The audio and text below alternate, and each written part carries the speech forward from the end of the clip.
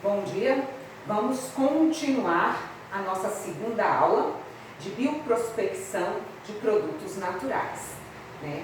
A primeira parte dessa aula, ela parou exatamente aqui nos alcaloides, tá? Então eu vou continuar exatamente na mesma região onde parou a nossa primeira parte. Então a gente estava falando dos compostos nitrogenados, tá? Os principais compostos nitrogenados são os alcaloides, tá?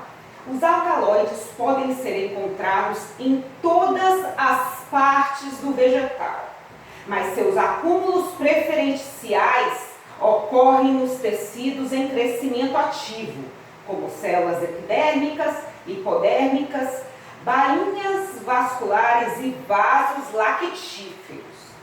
Essa aqui é uma imagem da planta, onde a gente tem a região da cutícula, tá? Uma secção da planta, onde a gente vê a cutícula, a epiderme superior, o parênquima palissádico, o parênquima lacunoso, epiderme inferior, células guarda, estômato e o xilema e o floema, que são as bainhas vasculares, tá? Em todas essas regiões podem ser abrigadas internamente os alcaloides. Agora, quanto à sua função? Como qualquer outro metabólito secundário, a principal função dos alcaloides é de defesa. Então, defesa contra raios UV, defesa contra a temperatura elevada, contra a falta de água, contra predadores, tá? Mas vamos ver alguns específicos. A defesa contra a invasão de micro-organismos, de patógenos, de herbívoros, devido à sua toxicidade e ao seu gosto amargo. Então, devido ao fato desses alcaloides, quando consumirem, eles têm um gosto muito amargo, eles evitam a herbivoria, né, que seja consumido pelos herbívoros. Além disso, ela também apresenta outra função, com a proteção aos raios UV. Os alcaloides, eles podem ser classificados em 3 classes diferentes. Vamos ter os alcaloides verdadeiros, os protoalcaloides e os pseudoalcaloides. O que são os alcaloides verdadeiros? Alcaloide verdadeiro é aquele que possui o átomo de nitrogênio, tá, agregado à sua cadeia fechada, tá? Então, ligada ao seu anel aromático, tá? Como nós estamos vendo nessa imagem. A imagem da conina e da nicotina, onde o átomo de carbono ele está inserido na cadeia fechada, no étero cíclico, tá? Então, esses são os alcaloides verdadeiros. E quanto aos protoalcaloides, né? O que são? São aqueles alcaloides em que o átomo de nitrogênio ele não está ligado diretamente à cadeia fechada. Vamos ver alguns exemplos. Essas imagens que estão aqui sobre a messarina e a colchicina mostram exemplos de alcaloides não verdadeiros, tá? Primeiro, ali nós temos o átomo de nitrogênio que não faz parte da cadeia fechada, tá? E nessa outra imagem nós temos também o átomo de nitrogênio não compondo, fazendo parte da cadeia fechada do étero cíclico. Tem então outra classe do alcaloide que são os pseudoalcaloides. Os pseudoalcaloides são alcaloides cujos precursores não são aminoácidos. Então, eles são formados a partir de outras moléculas, tá? Como os terpenos e os esteróis. Vamos falar agora a respeito de uma outra classe de compostos nitrogenados. Falamos já da principal, que são os alcaloides, e agora nós vamos falar a respeito dos sais de amônio. Sais de amônio são sólidos iônicos com alto ponto de fusão, muito mais solúveis em água que as aminas originais e ligeiramente solúveis em solventes orgânicos apolares. Sua forma geral é representada por R1, R2, R3, R4, N+, X-, onde o R ele pode ser uma alquila, que é um radical de hidrocarboneto saturado.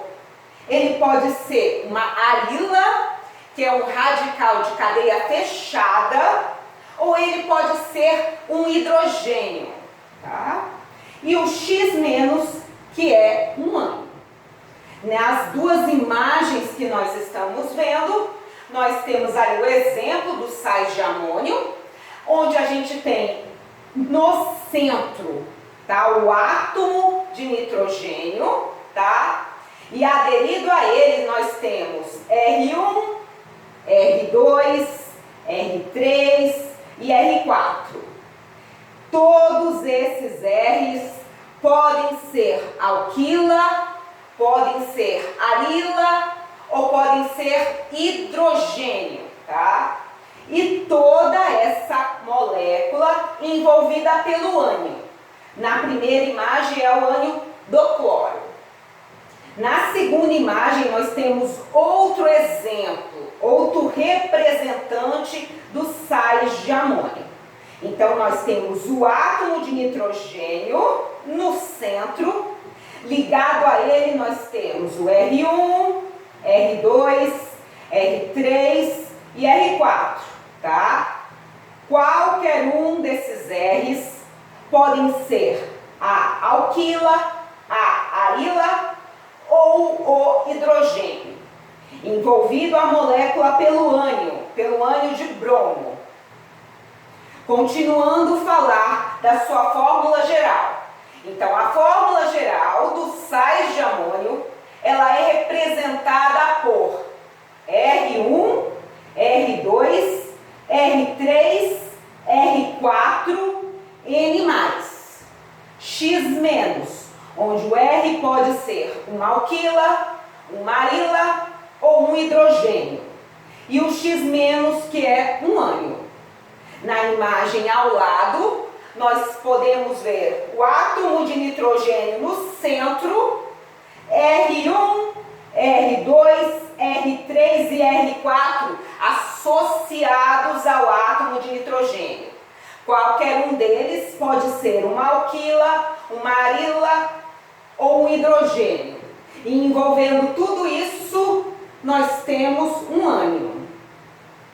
Os sais de amônio, eles são classificados em função do número de substituintes que estão ligados ao átomo de nitrogênio, em primários, secundários, terciários e quaternários.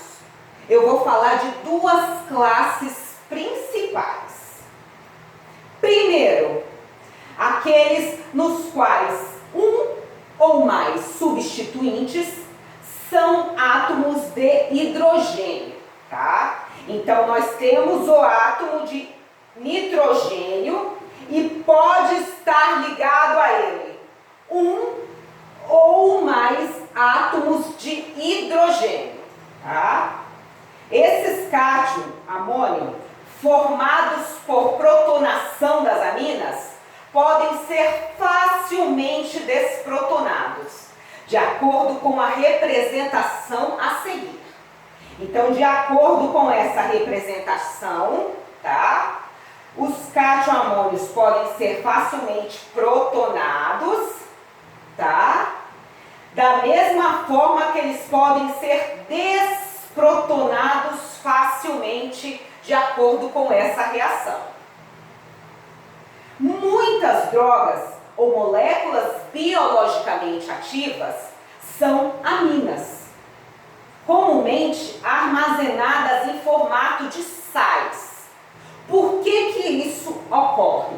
Tá? Porque as aminas, tá? Elas são muito instáveis, tá? Elas se degradam muito facilmente, tá? Então, por isso, você armazenar as drogas de produtos naturais na forma de sais de amônio faz com que o produto ele dure mais tempo, ele não se degrade tão facilmente.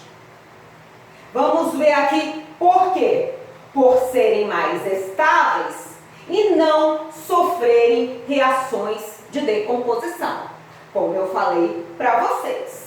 Vamos olhar aqui nessas imagens, aonde a gente tem aqui o exemplo da amônia, tá? A amônia, vocês veem a amônia e ligado ao átomo de nitrogênio, vocês têm 1, 2, 3 átomos de hidrogênio.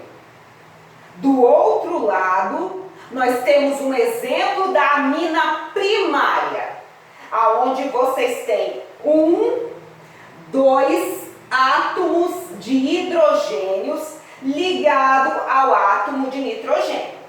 Nessa outra imagem aqui embaixo, nós temos um exemplo do átomo de nitrogênio ligado a ele apenas um átomo de hidrogênio, tá? Alguns exemplos e representantes dessa classe de sais de amônio. Além das características que eu falei para vocês, né, as aminas ainda têm outro ponto muito desagradável, tá? É que elas normalmente apresentam um odor de peixe muito forte, tá? Então, por isso é melhor armazenar o produto na forma de sais de amônio. Um exemplo, vamos ver aqui um exemplo. A amina efedrina. A efedrina, ela se funde a temperatura de 79 graus Celsius. Tem um odor desagradável e é decomposta por oxidação pelo ar em produtos indesejáveis.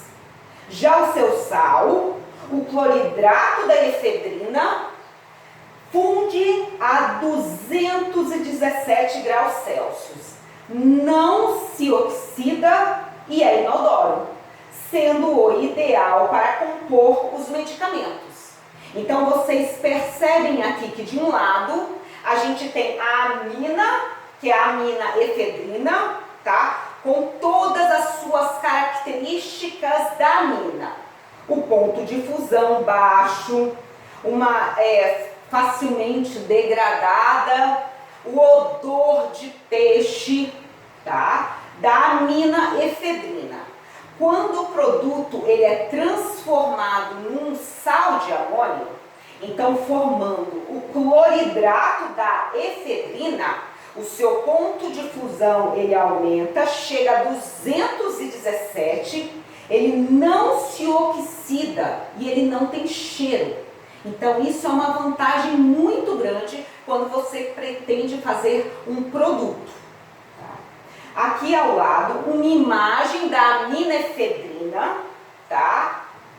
Aqui nós estamos mostrando toda a equação. Então, temos a amina efedrina, tá? Na reação, formando sal de amônio, cloridrato de efedrina, tá? Mais estável, com pouco cheiro, com ponto de fusão muito mais elevado. Vamos falar agora a respeito da outra classe, né? São os sais de amônio quaternário. Nesses cátions, todos os 4 grupos R, na estrutura de R1, R2, R3, R4, N+, X-, são grupos alquila ou arila. E o X- representa um ânion, tá? Então aqui, Vamos ver ali a nossa fórmula geral. Um átomo de nitrogênio no centro, ligado a ele um R1, um R2, R3 e R4, tá? Nessa imagem, nós conseguimos identificar um sal de amônio quaternário. Se os R que estão aderidos ao átomo de nitrogênio for uma alquila ou um arila. Então, ou é um radical de hidrocarboneto saturado, ou é um radical de cadeia fechada.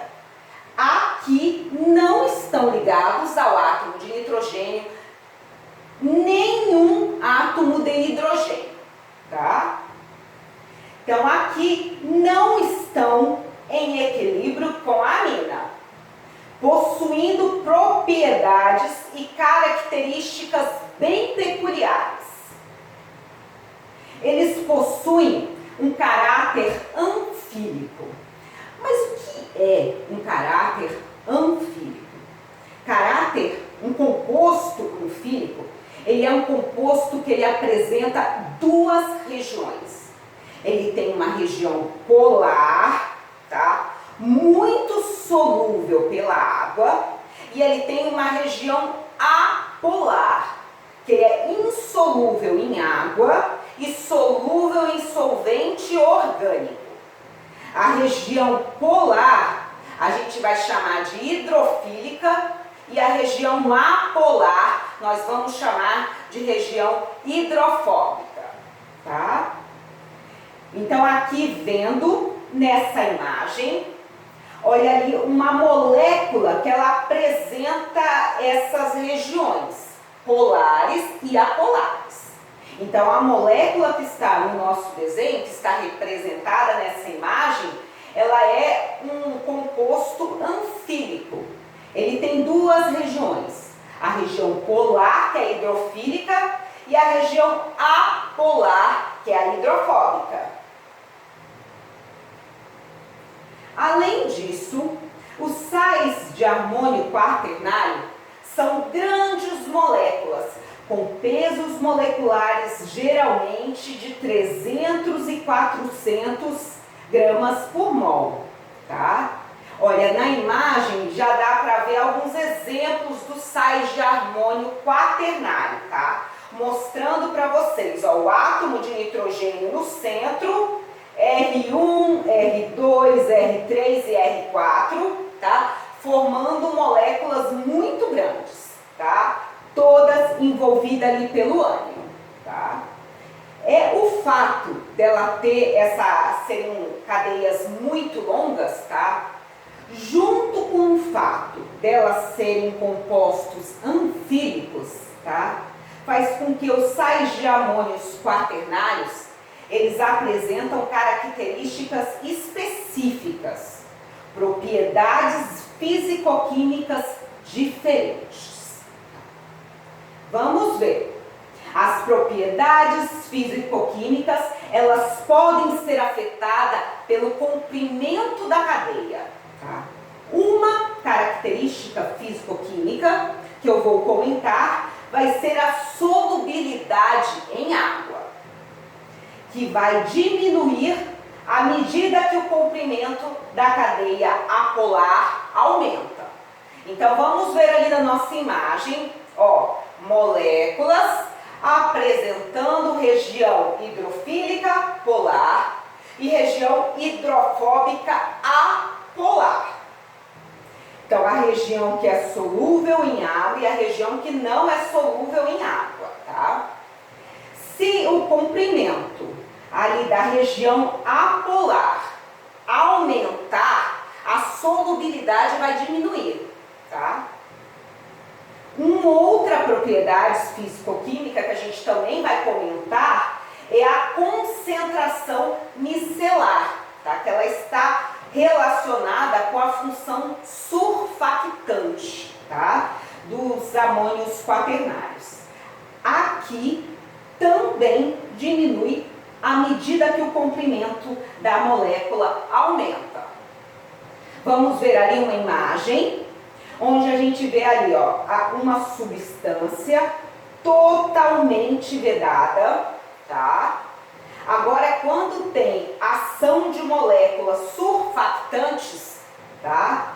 Se degrada, sabe? Quebra a tensão superficial da água, tá? É o que nós estamos vendo nessa outra imagem aqui.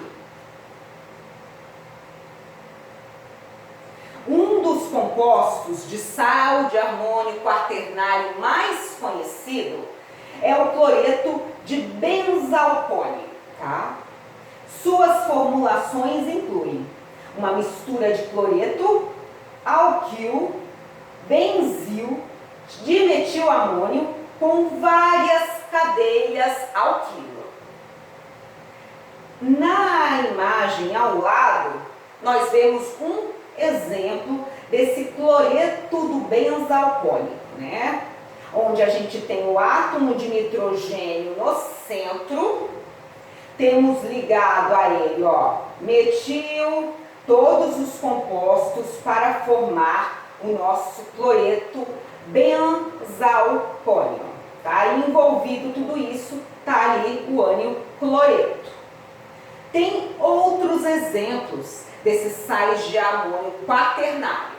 Um exemplo seria o bromo e o cloro, sais de cetrimônio, que o nome é cetil trimetilamônio, tá? Esse composto está sendo representado na imagem ao lado. Os sais de armônio quaternário, eles têm uma infinidade de funções diferentes, tá? Eles podem ser utilizados desde a metalurgia, petroquímica, produtos químicos orgânicos, produtos farmacêuticos, eletrônicos, equipamentos elétricos, fabricação de automóveis, vidro, mineral geológico, cimento, cerâmica, joias, galvanoplastia, limpeza e desinfecção dos edifícios agrícolas, água, tratamento de águas residuais, tratamento de antifúngico em horticultura, bem como a inclusão em produtos farmacêuticos do nosso dia a dia, dentre tantas outras aplicações. Vamos falar do nosso último grupo de metabólitos secundários, que são os compostos fenólicos. Então, os compostos fenólicos são substâncias que possuem hidroxila ligada ao anel aromático. O que é isso? Na imagem que nós estamos vendo ali, o composto mais simples, uma estrutura de anel aromático, aonde está ligada ali o radical hidroxila. Então, aquela estrutura é a que é representante dos compostos fenólicos. O composto mais simples, tá? É o fenol, tá? É exatamente a imagem que a gente está mostrando ali. O anel aromático e um radical hidroxilo associado. Exemplos de compostos fenólicos muito conhecidos são a lignina, que faz parte da parede celular secundária das plantas, a qual tem como fenilpropanoides como precursores. Outros exemplos, o ácido hidroxibenzoico, hidroxicianímico e os flavonoides, tá? Ao lado da nossa imagem ali do fenol, a gente tem o ácido hidroxibenzoico, tá? Também, ó, tendo o anel aromático ligado ao radical hidroxila, e mais embaixo uma imagem representando o ácido hidroxicinâmico, tá? Aonde nós temos também ali o anel aromático com uma hidroxila associada. Além disso, tem outras classes de fenóis de menor distribuição, tá? Temos aqui exemplo dos flavonoides, que são importantes compostos que fazem parte desse grupo de compostos fenólicos, tá? Exemplo aqui da catequina, que ela é um flavonoide, e a antocianina, que também é um flavonoide.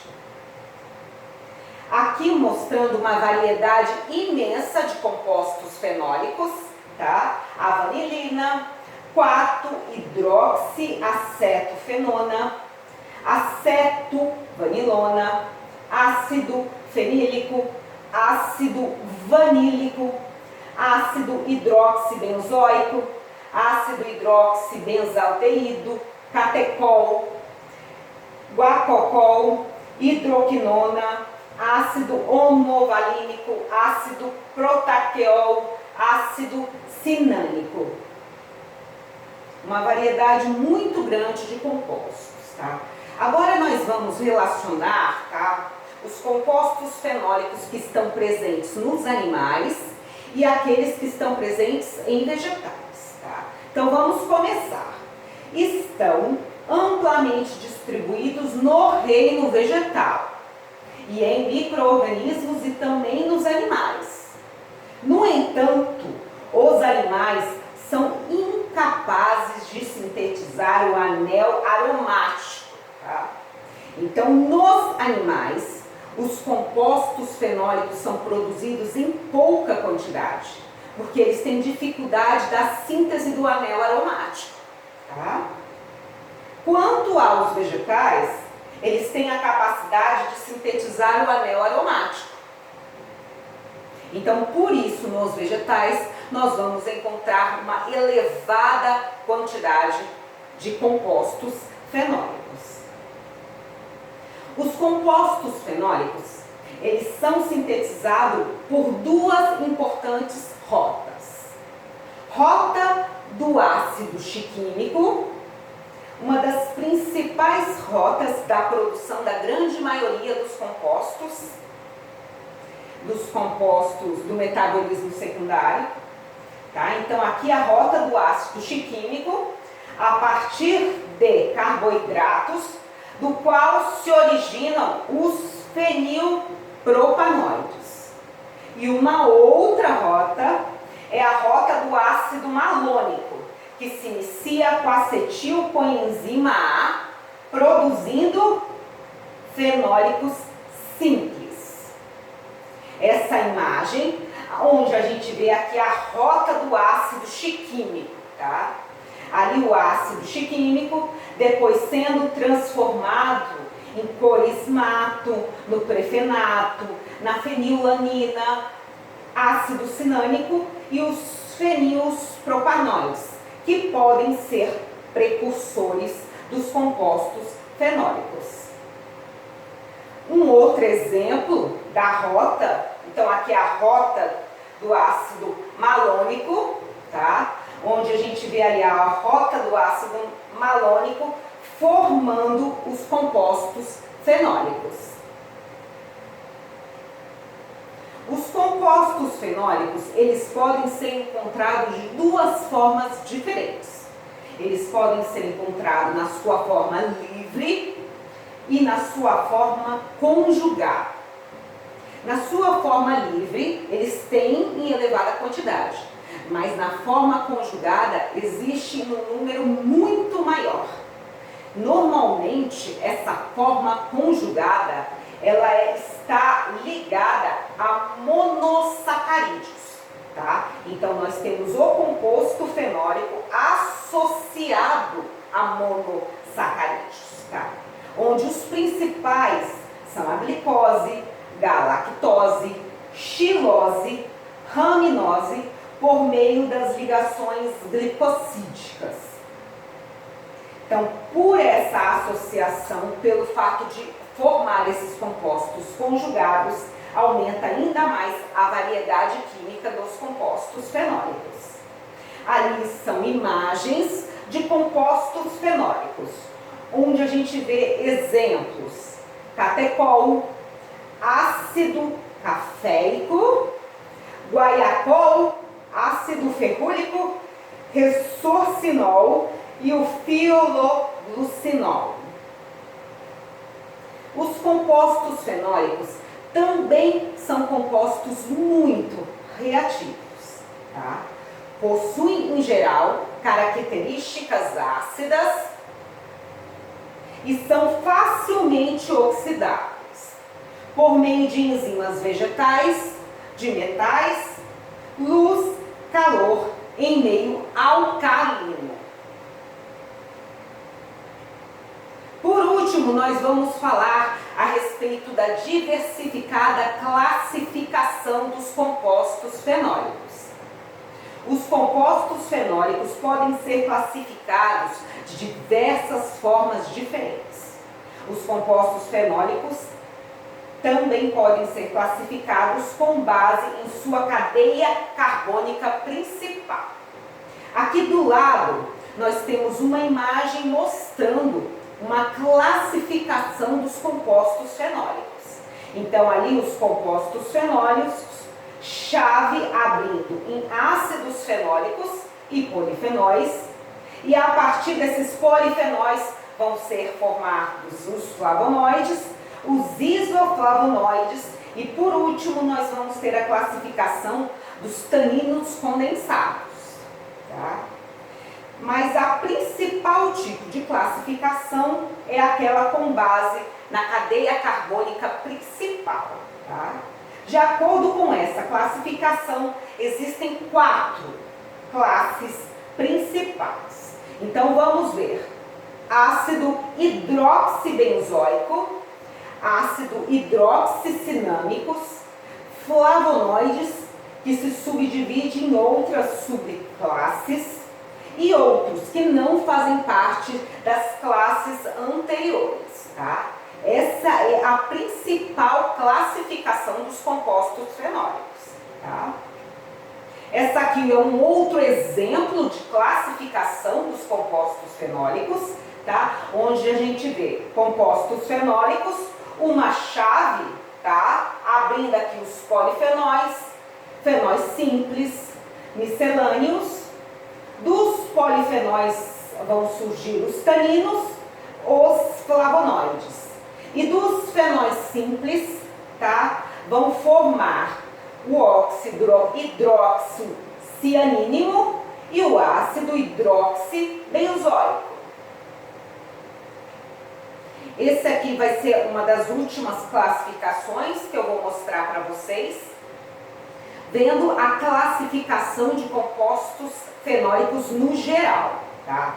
Então, essa classificação, ela é baseada na estrutura central, no esqueleto central.